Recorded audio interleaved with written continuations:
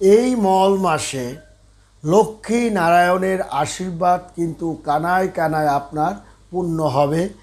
যে সমস্ত জাতকদের ভক্তি বিশ্বাস ইমান শক্তি আছে তাদের কিন্তু ভাগ্যে আপনার একটা আমূল পরিবর্তন হবে। কারণ 18ই জুলাই মঙ্গলবার থেকেই আপনার মল মাস কিন্তু অতিরিক্ত মাস কিন্তু শুরু হয়ে যাবে এবং এই সময়টাকে পুরুষোত্তম মাস বলে আপনার ধরা হবে।